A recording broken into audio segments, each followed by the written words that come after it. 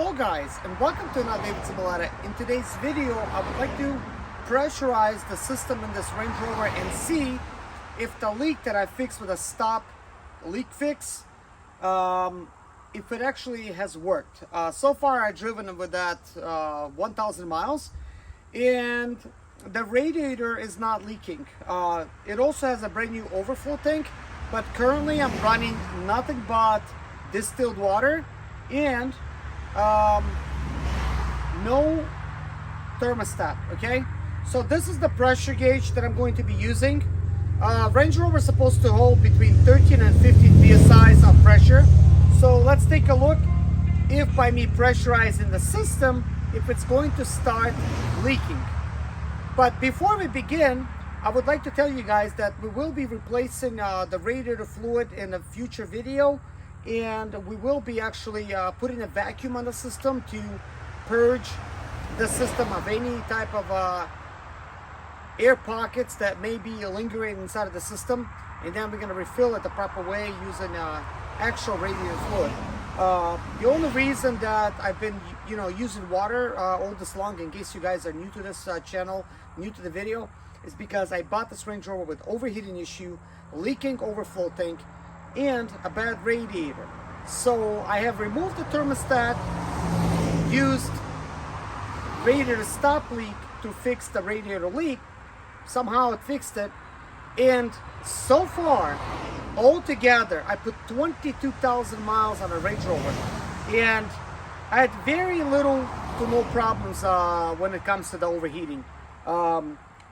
Whatever videos you guys watch, that's the only thing I had to deal with. So if you guys have a Range Rover and you're dealing with some issues, consider subscribing to my channel, because I will have lots of videos on this Range Rover here, and I'm basically using it as kind of like a test subject to sort of like build a baseline to figure out what will it do when you operate it just on water.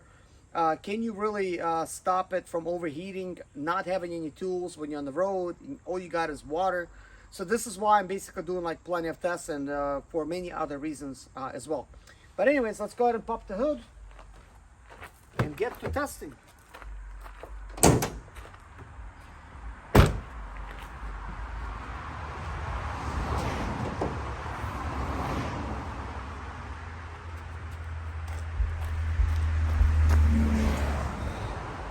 All right, let's begin.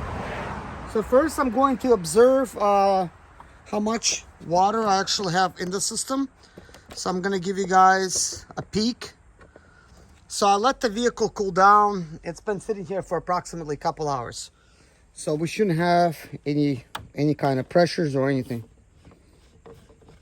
Recently I've been concerned a little bit with this water being in there, because first of all, it's the end of September, and soon we're gonna have to worry about temperatures lowering, and you never want to run water in your system when that temperature goes down. So that is that. And also I believe it's running a little bit hotter than it's supposed to.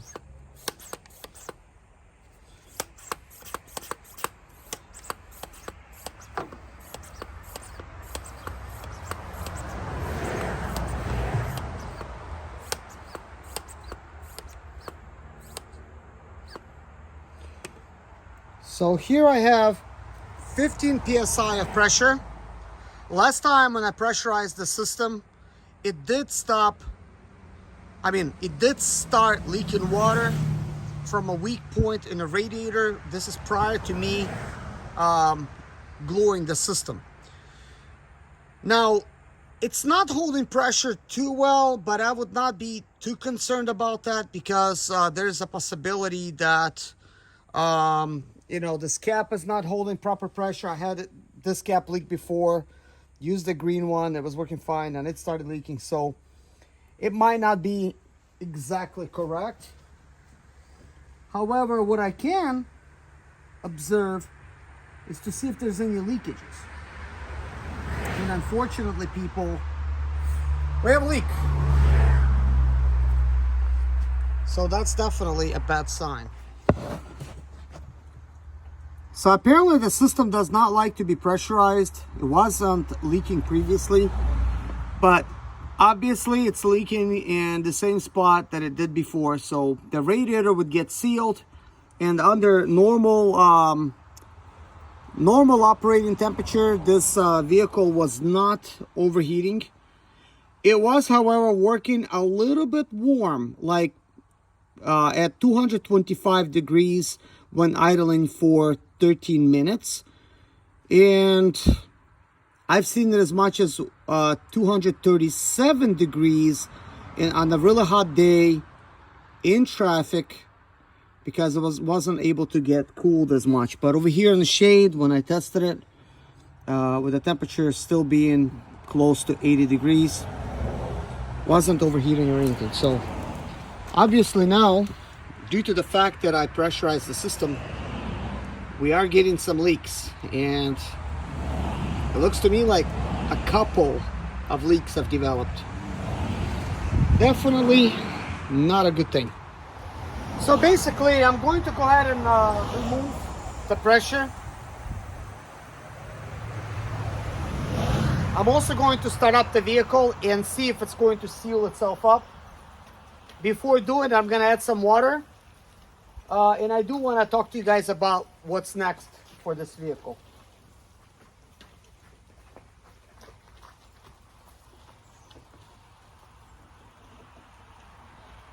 Okay, so that's off.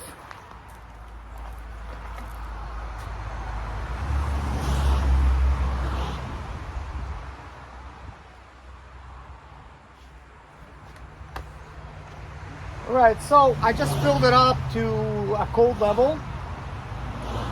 We're gonna start it up, let it idle a little bit while I'm talking, and we're gonna come out to see if it's gonna seal itself back up, because I still have a stop leak system in here. So let me start it up really quick.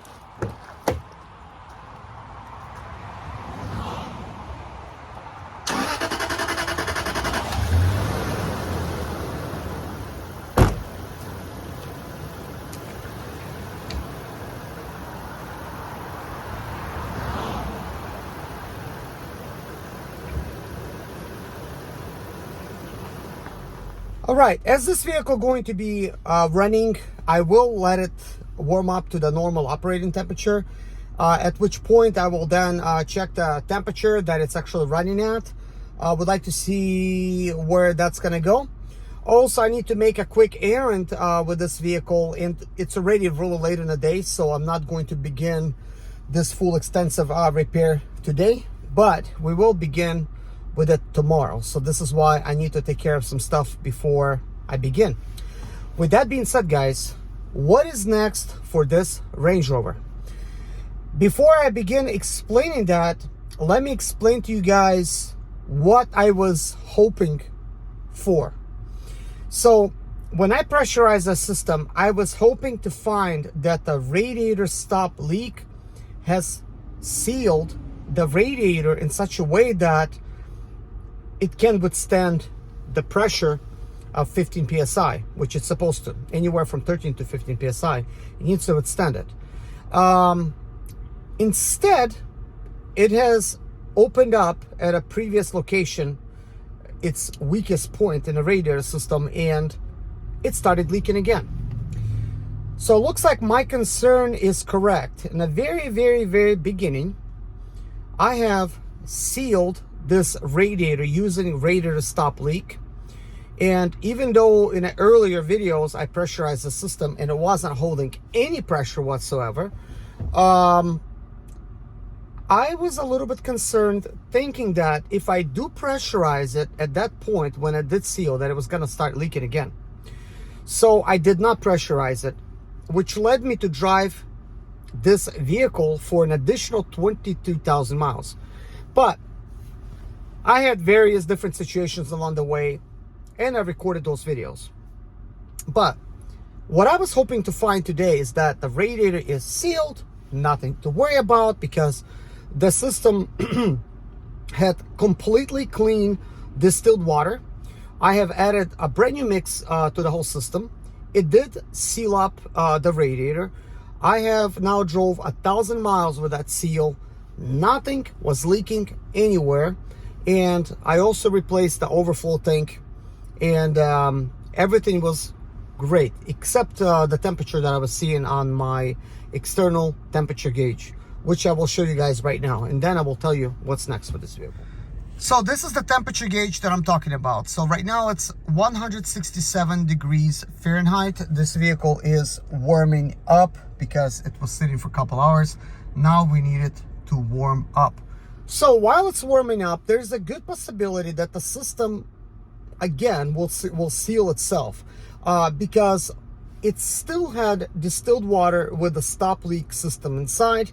Previously, I thought, well, maybe when you use it, right, the two-part formula, maybe it hardens in some way, sort of like a clear coat paint job when you add hardener to it to seal the holes.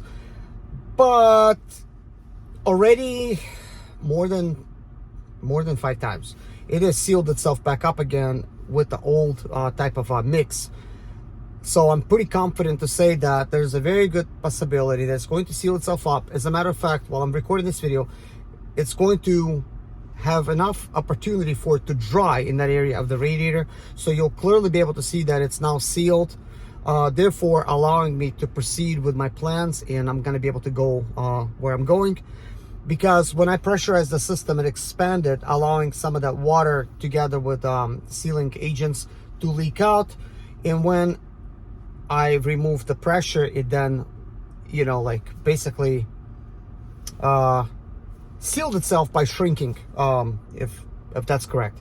But anyways, you guys understand like what I'm talking about. So expanding, contracting.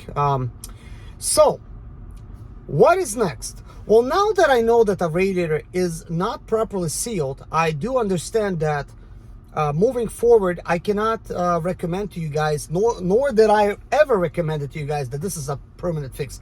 I always said that's temporary, okay?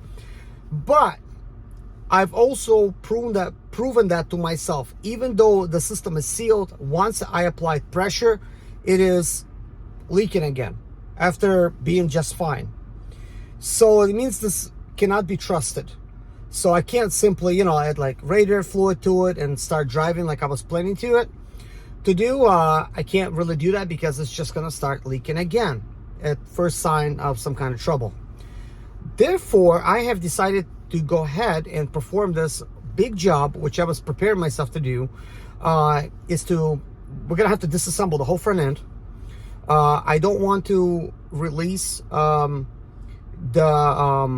AC type of R34A gas, whatever it's in there for that AC Freon. I don't want to release that into the air. I will not be, because first of all, it's gonna be wasteful, second of all, bad for environment.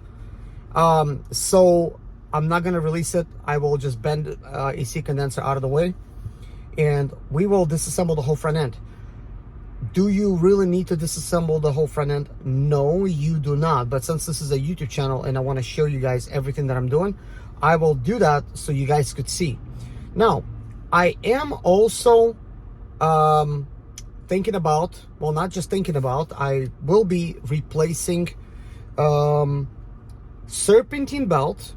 There's 2 of them, so I'm going to be replacing one of them. And there's 2 different types. There's a longer belt and there's a shorter belt. Mine takes the shorter belt, and I ordered one on Amazon and I ordered one from a parts store. One on Amazon was like 18 bucks, parts store 25 bucks. Parts store one supposed to be slightly longer than the one I ordered, so we'll see which one works, but I got 2 belts for it. So once I do remove the radiator and the fan assembly and everything, I will show you guys how to replace the serpentine belt. It is time for this vehicle to get a brand new serpentine belt because it is cracked. But the one that's controlling the fan and everything, that one looks fine. At least from what I could see, it's got brand new lettering. So I could imagine that somebody actually replaced it. I also need to find out for sure, just for myself, to see if the water pump was previously replaced. Because I bought this vehicle with the overheating issue. I don't know if somebody overheated this before me. All I know is I started driving it, it went into the red, I pulled over, like right away. Like, I mean, before it got a chance to go. But you know what I mean, guys, it's going into the red.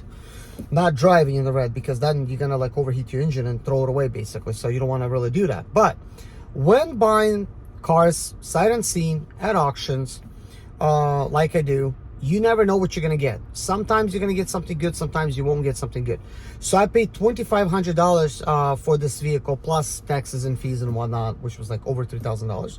And so far I have spent a bunch of money, but we'll get into that in a later video, which is not important. I got a lot of things for it. I'm planning to keep this vehicle for myself, so I'm not just making experiments because I'm gonna get rid of this vehicle. I don't want to kill this vehicle. I want this vehicle to be alive. I want it to last for me. But I also want to make sure that I could help somebody out there with a problem and provide a solution that can be a simple, quick, but temporary solution, and provide a permanent solution that's going to be much better. This is why I've been doing all these tests with water, so that we could get a baseline. Where were we at prior to replacing the radiator and the overflow tank and adding radiator fluid and adding the thermostat? As far as the temperature goes, like, what is the baseline? Okay, what can we expect?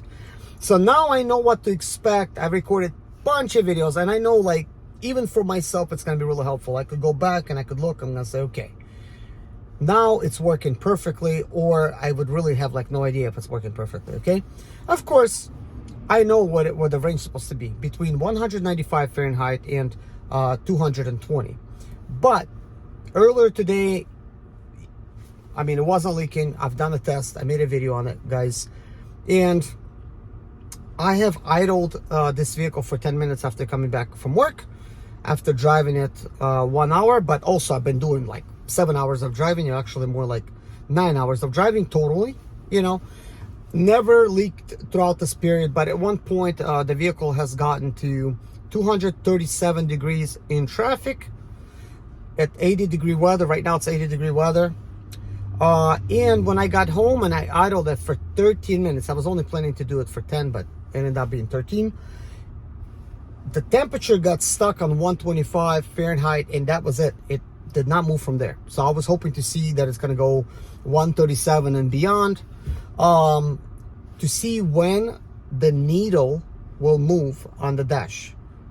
So I never really got an opportunity to see that, okay? Because I have an external temperature, well, it's actually a tuner that I have plugged in, but it's tuned for fuel economy. It's actually, my vehicle is 16.9 fuel economy right now. But right now it's showing 187 Fahrenheit, with me talking now for 7 minutes. So like, it's a slow, steady climb. So it's almost at a normal operating temperature.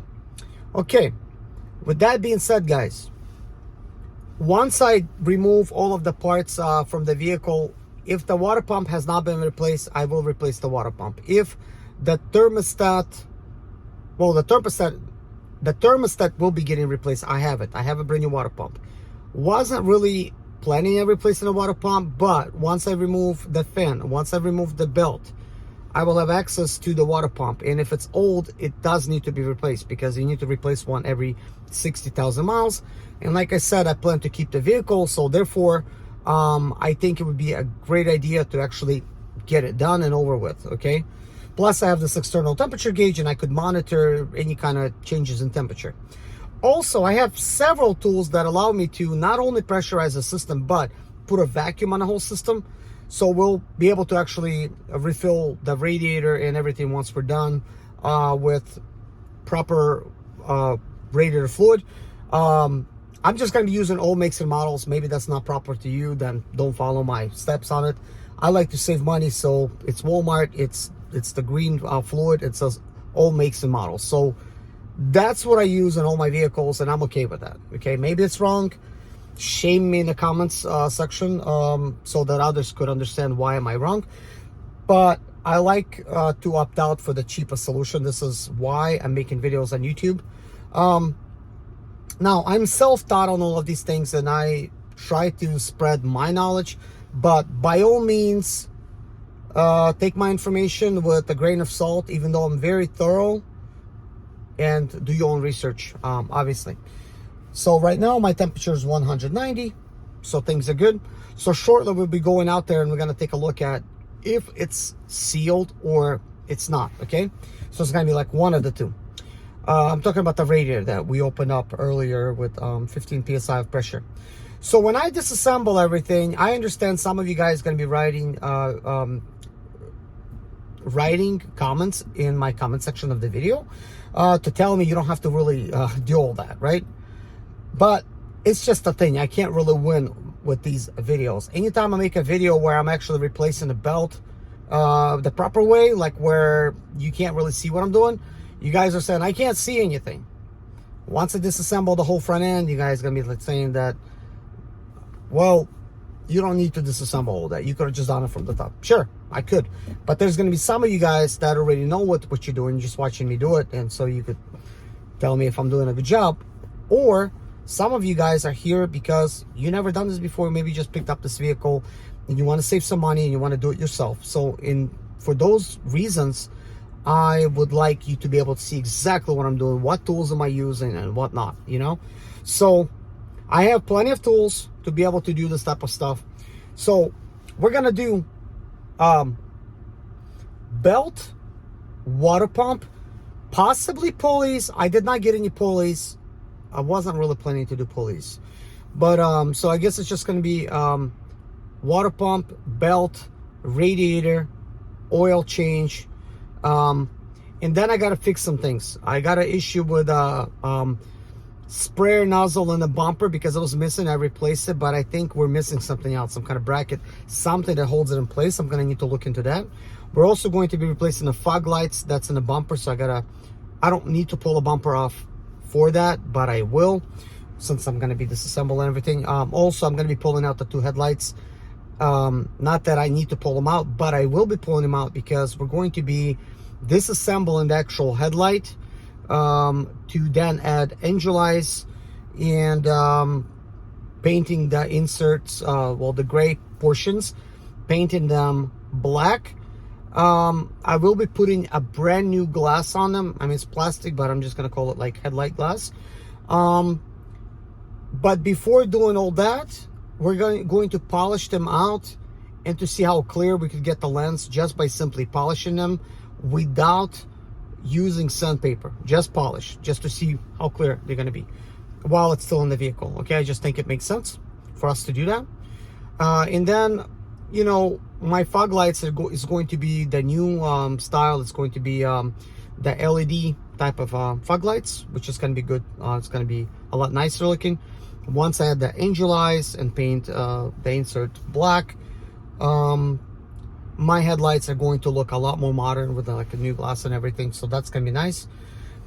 There's also some other things that I'm doing. I'm going to be adding a roof rack to this vehicle. I already bought it. I have it. And I'm going to be adding side runners, also known as steps, where you could actually step and get inside of the vehicle. So I'll be doing that. What else? Yes, I'll be replacing the lights inside of the doors so that when you open up a door, it's going to shine. Range Rover, you know, I think it's going to be like kind of cool, a little bit modern. Also, I'll be adding LED glow where you open up the door. It's going to be like a chrome piece, and it's going to say sport. It's going to light up to give it a little accent. And I'll be doing some other things also. And I have an issue with the roof. I believe the drain could be plugged. When I'm washing the vehicle, I get some water inside. Also, my power mirrors don't work. It's nice that they're adjusted in such a way that I could actually see perfectly for my size. Also, this electric seat that I'm sitting in does not work. It doesn't get any power. However, the passenger one does get power. So there's certain things I'm going to be doing just to fix these things. And as I'm making these videos, hopefully, you know, they're going to help somebody. Also, we're going to do an oil change. Also, we do have some kind of air hissing on passenger right front side, and we are missing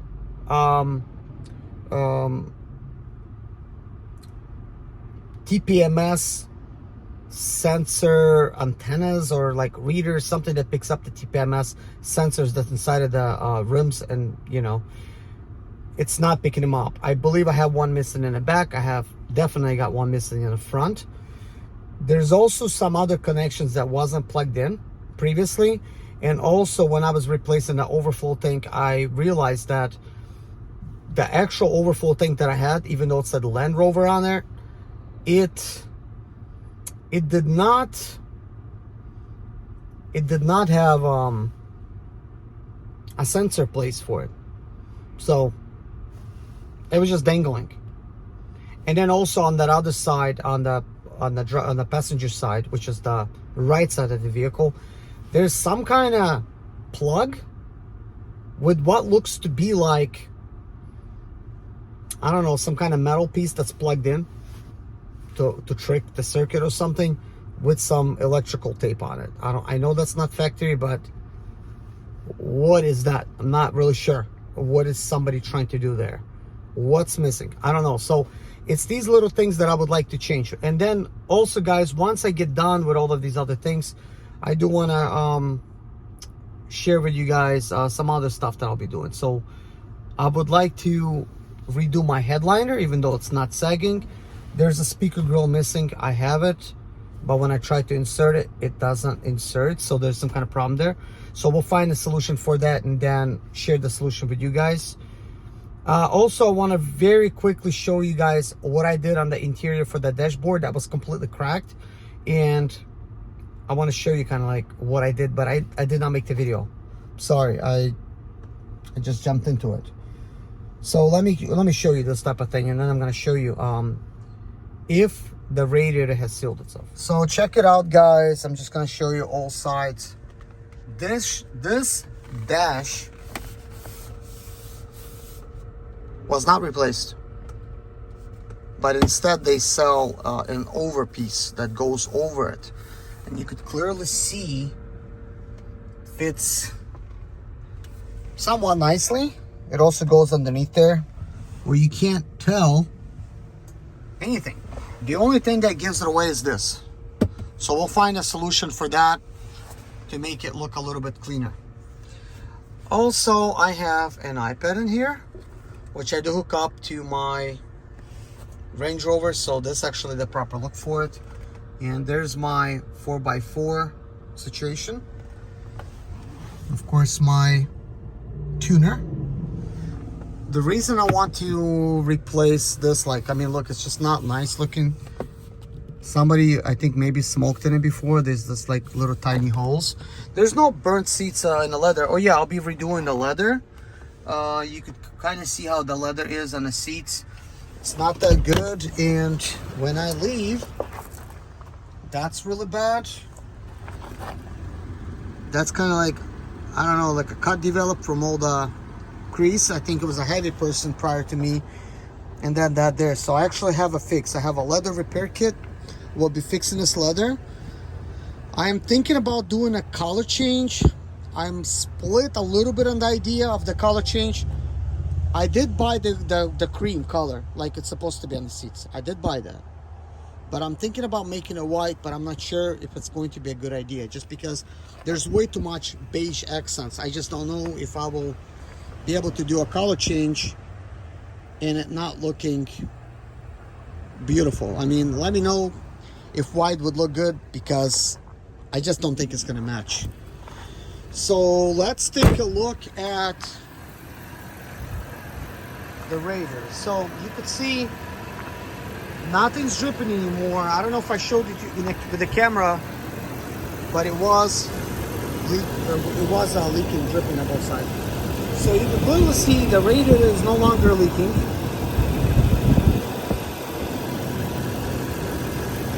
No longer leaking. It did seal itself. Also, the fluid that I added is at a proper level, so we're good there. The reason it's discolored a little because it's got compounds that fix radiator leaks. We will now shut the whole hood down. So take a look at these lights.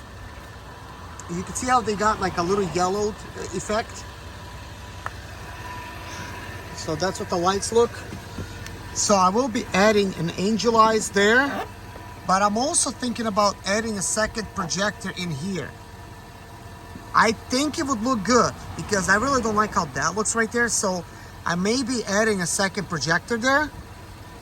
So I actually need to remember to order something like this before I do it. But you see how this is gray? That I'm gonna paint black on the inside.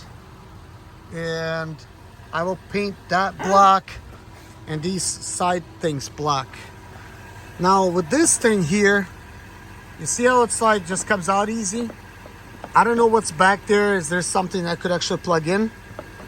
So I need to figure out a fix for that. Also, these are going to be LEDs like I was saying, and I bought these to be chrome. There is no other chrome accents, but with the fog light, I think it's going to look good that it's chrome because it's just a kind of chrome accents, you know, and it's gonna look good. And then over here, I'm gonna paint that black just like this. So I actually painted this black. This grill I did not paint, I bought it like that. So while I bought the grill, I bought these badges. And I bought this sport right here. So these rims, I only bought like one of the Range Rover. I mean, I bought all four, but one of them was missing, so I had to buy a whole set. And I bought these lights. Bought all new badges. Over here, I'm just like playing around for fun. I just put like Model 3 license tag cover, but I'll be putting something different. So I replaced all the badging in here. I do want to freshen up this. I did actually paint that silver, like the modern Range Rovers. And I moved the Range Rover sign from the bottom to the top. I added this blacked out light here. It's an LED light. And when I was at the car wash, one of these got ripped off. It wasn't this one. It was this one getting ripped off. And I had to buy a whole new one. It was like 90 bucks. So I don't know why, but somehow it got loose over here and it ripped out. I will be pulling them off and I'm going to be painting them black. I don't know whether or not I should paint my roof black and the spoiler black. Let me know, guys, if you think that's going to be a good idea. I mean, I do like the white over there, but like, let me know. Maybe that's going to look better.